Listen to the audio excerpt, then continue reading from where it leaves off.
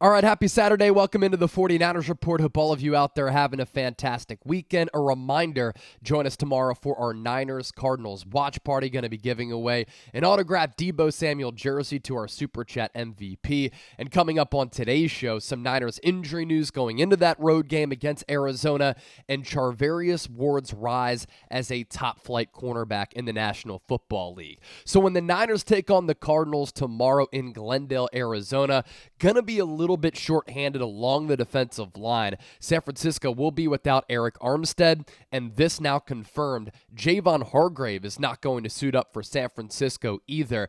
Arik Armstead, as we know, was out last week against the Seattle Seahawks. He was banged up going into that Eagles game with the knee and foot injury. Him continuing to play in that game, gutting it out in what was a monster game for implications in the NFC playoff picture, may have made matters a little bit worse, but because San Francisco is so deep along that defensive line and at defensive tackle with Javon Kinlaw, Kalia Davis, Kevin Givens being able to step in and play really well without Arik Armstead, that's what's allowed San Francisco to rest Armstead last week against Seattle and this week against Arizona. And that is really the luxury of having a team that has a lot of premier players, a lot of star talent, but also good depth pieces. And that's why this front office has done such a tremendous job, because when some of these star players do go out, other players are able to step in, fill the void, and play really, really well. So it's the front office's ability to compile talent and be able to stack talent on this roster, but then for this coaching staff to be able to have these players ready to go. This is why this Niners organization over the last couple of years has been one of the best in the National Football League. As for Hargrave, because Armstead is still dealing with the knee and foot injuries, it's never been expected that it's going to be a long-term ailment for him. Hargrave will be inactive because he's nursing a pulled hamstring. That is just something that going up against an Arizona team that you should beat only has 3 wins. They are feisty, as we talked about on the show the other day. You don't want that hamstring pull to get even worse. He's been so important for the pass rush along the interior of this Niners defensive line. And while you're without Armstead, you're without Hargrave, those are concerns considering how Kyler Murray can hurt you with his ability to throw it, but also run it and extend plays. You're going to miss those players. You are going to be able to see a little bit more from Javon Kinlaw, who's been playing really good football this year now that he's finally been able to stay healthy. Kevin Givens was one of the highest graded Niners defenders according to Pro Football Focus last week, and then we'll continue to see a little bit more from Kalia Davis as well. Both Armstead and Hargrave missed practice all week, and once they missed that practice session on Thursday, it became pretty evident that both of those players were most likely not going to play in this game against Arizona. Also out for San Francisco for this game on Sunday, linebacker Oren Burks. We talked about that the other day. Really good backup linebacker who's emerged as a guy who has been trusted to get defensive snaps at linebacker outside of just being a special teams contributor. He's going to be out for the next couple of weeks because of a knee injury. So now that you're without one of your special teams aces in Oren Burks, as well as George Odom, who could be out for the rest of the year with that biceps injury, the Niners special teams unit, that's something that we want to monitor going into this game against Arizona. Yes, Arizona has 3 wins this year, and yes, they're rebuilding. But as I said, and as I've continued to say, they're well coached, they're feisty, they play hard, they fly to the football, and if you're expecting to go in there and just have a cakewalk and be able to dominate that football team, it is not going to happen. It's a division team that knows you really, really well. At this point of the season, there's nothing more that they want in a rebuilding year than to stack up some confidence to hurt the Niners' playoff chances of getting the number 1 seed, delay them potentially winning the division, and just get some confidence of knocking off a really, really quality opponent. And this is also an Arizona team that you just cannot take lightly, and you're not going to be able to go in there and just go through this game so swimmingly to the point where you're just going to be able to dominate this football team. And if you go in there and you turn the football over and you have some special teams lapses without a player like Oren Burks, without a guy like George Odom, they will punch you in the jaw and they can pull off an upset. They beat the Dallas Cowboys earlier this year in a weird, wonky game in which their defense was very, very physical. They caught the Cowboys off guard. They stopped the Cowboys' rushing attack. Dak Prescott failed to convert in the red zone on a couple of opportunities, and they pulled off that upset. And again, nothing more that a divisional opponent wants in a rebuilding year than to knock off a team like San Francisco, who I'm sure Arizona's been talking about this. The Niners are capturing all the headlines. San Francisco is the best team in football. They're rolling right now. If Arizona gets that victory in Jonathan Gannon's first year, that is a statement victory in the first year of a rebuild. So Oren Burks going to be out. Ross Dwelley going to be out. Elijah Mitchell, knee injury, also going to be out as well. Christian McCaffrey is closing in potentially on 2,000 all-purpose yards. That was one of my bold predictions for this Niners team going into 2023. Expect to see a little bit more, I would imagine, from Jordan Mason and Jeremy McNichols, probably for the second consecutive week, going to be activated to the game day roster. Him getting the activation ahead of Ty Davis Price is pretty telling with where TDP is in his development. These players also questionable. Aaron Banks with the hip, Spencer Burford with the knee. So if you're without 2 starting defensive tackles and 2 starting guards, that's why these injuries are a little bit concerning.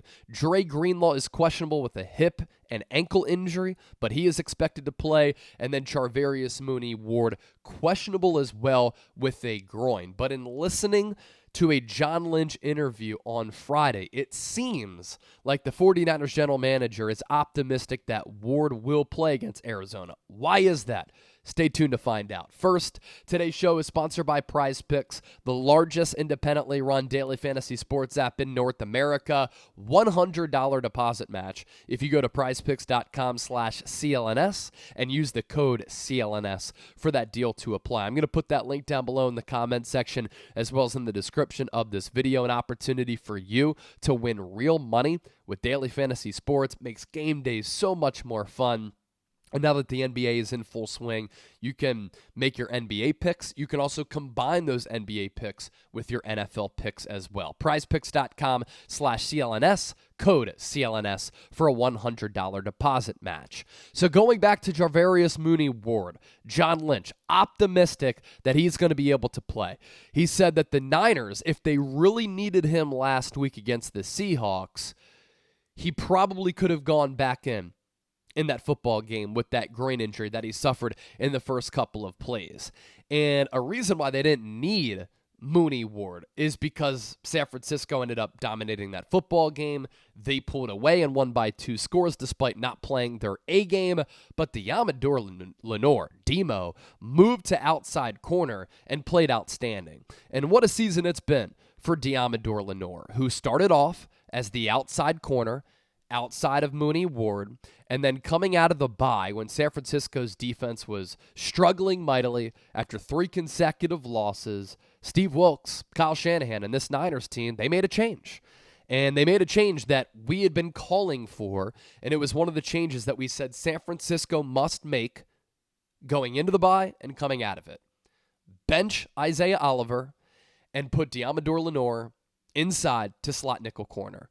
And for a player and a cornerback to thrive and play so well on the outside going into the bye, but then move inside and continue to play dominant ball is really, really impressive. And we're going to talk about Ward here in just a second. But he was asked by Arik Armstead on Armstead's podcast who his top cornerbacks in the NFL are, and he mentioned Lenoir as one of them. Now, Demo is one of his teammates, and, you know, it's always good to hype up a teammate, hype up a coworker, hype up a significant other, get them feeling good about themselves. But Ward said this about Demo. Demo's been balling. He's been playing outside and inside at a crazy high level. You don't understand. Not many people in the NFL can do that. You think about it, right? So many nuances to both of those positions. Schematically, you're having to do different things. Alignment, you're doing different things, but you're also going up against different players. Outside wide receivers who line up on the inside. You're facing slot wide receivers who are really shifty and quick. You're also having to go up against tight ends and then running backs as well. Ward continued by saying, going into the game against Seattle, he started at nickel. I got hurt on the first or second play of the game. He bumps outside, and we ain't miss a beat. Demo, definitely one of my favorite players in the league. He's a dog. So his emergence, and he was really playing well last year and emerged, started to get a lot of snaps too as a rookie fifth-round pick out of Oregon. Again, going back to this Niners front office, the ability to hit on some of these late picks has been critical. How many teams across the NFL are paying big-time dollars to cornerbacks out there who have to play a very important position and contribute a lot and play significant snaps? So many of them. San Francisco has a bargain deal with Mooney Ward, who's been playing like a top cornerback in the NFL at about $14 million, $13.5 to be precise. And they're paying Deommodore Lenoir and Ambry Thomas on their rookie deals as a third-round pick for Thomas, fifth-round pick for Lenoir, and they're giving this team excellent play at a cornerback position in a pass-happy league, and San Francisco's front office can be credited for that. So his ability to kind of start at nickel last week and then go outside to replace Mooney Ward is what allowed Ward to maybe not risk further injury, stay out of that football game, and San Francisco, as Ward mentioned and noted, did not miss a beat. Now let's get to Ward here, and hopefully he's able to play against Arizona because I just love watching the guy play. And if you can do yourselves a favor sometimes, if you're an overall just football fan, right, sometimes it's a beautiful thing to not watch the football.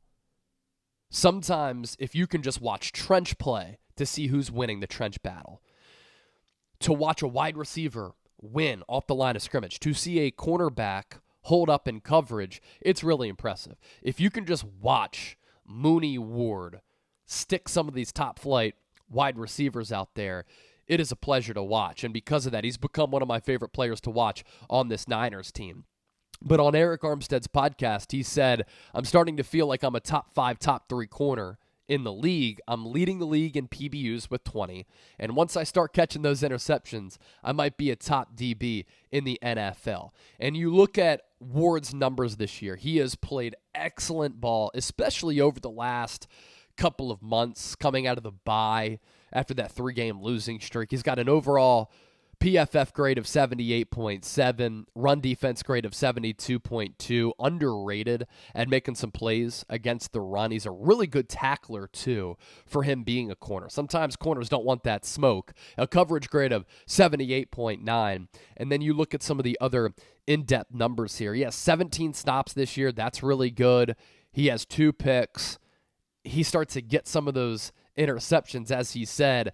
Those are like the sexy stat. Just like sacks are sexy stats for defensive linemen, interceptions are sexy stats for defensive backs. And everybody kind of looks at those. Are you good? Are you bad? Let me judge you on some of those interception numbers. Look, can you stick with some of the best wide receivers in the NFL?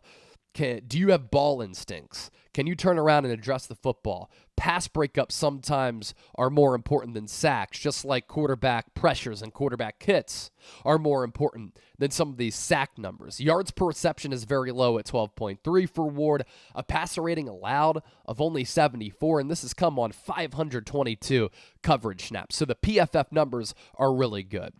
But with Ward, there's an argument to be made for his rise as one of the top corners in the NFL just because of what the eye test tells you. Ball skills are really important for a corner, especially in nowadays NFL when sometimes QBs just throw that ball up and corners can't turn around to address the football, and then that leads to a pass interference call and it flips the field. And on a bad throw, these quarterbacks and offenses get rewarded because cornerbacks cannot turn around to address the football. Ward has the ability to turn around and address the football. So that's one of the traits that makes him elite. They're really good ball skills to be able to pinpoint, identify where the ball is. He can read the eyes of the wide receiver. Wide receiver starts to peek up, look up. Ward can see, oh, the ball's coming. Let me turn around, bat that football away. Let me redirect your focus. Let me alter your view, making the catch point a little bit more difficult. He has the ability to high point the football, the ability to track and address the ball awareness, the long and rangy nature to his body type. He's 6'1" with these long arms. Wingspan is really important for corners because they have that wingspan to address the football, right? But to be able to have that radius to really affect the play and make some of those windows difficult for the quarterback to throw into. And then he's also got some of that long speed and then that short area quickness. You know, with Richard Sherman coming out of Stanford, everybody slept on him in the NFL draft. But you think about some of the instincts that he had to turn around and address the football. Michael Crabtree in the end zone at Lumen Field. We know all about it, but that was a hell of a cornerback play, right? And then he was doing the same things with San Francisco. So that ability, the length, the speed, the physicality is something that Sherman had, that Ward has. And that type of prototype is something that San Francisco saw, I think, in Ward, and that's why they wanted to pay him in free agency, and that's why they paid him as one of the top corners in the NFL at the time, because they saw the analytics, they saw the growth, they saw the development, they saw the ascent, and they invested in a player like a stock that they saw was on the rise. And that's ended up being a great deal for San Francisco. And I think the Niners like some of these corners, like Richard Sherman, who are long, who are rangy, who have physicality to really jam you at the line of scrimmage, but some of that speed, too, to stick with some of the top wideouts in the NFL. Quite a journey for Ward, who was undrafted in 2018 out of Middle Tennessee. Not a football powerhouse by any means. And then with San Francisco, they pay him a 3-year, $40.5 million contract. And he's in year 2 of that. So now, if he's going on at Armstead's podcast and he's saying, I'm starting to feel like a top 3, top 5 corner, going into next year, he's going to be entering the final year of his deal. And let's see, he's 27 and a half years old right now. Look out for him, if he ends the season strong and healthy, to maybe clamor and ask for a new contract, which could put San Francisco in a bind if he's asking for top cornerback money. But in the meantime, right now, to have a player of this caliber in a pass-happy league, to be playing this well, to have the instincts that he has, it's what's helped make this San Francisco defense really, really damn good. All right, just wanted to hop on the mic, give you the latest Niners injury news here, and talk about Charvarius Ward's rise as a top cornerback in the National Football League. We will be back Sunday. Niners, Cardinals, watch party, our pregame show. Do not miss it. The best place to experience game day outside of being at the actual game. Just make sure you subscribe. Turn on those notifications. Therefore, when we do go live, you will be notified. Peace.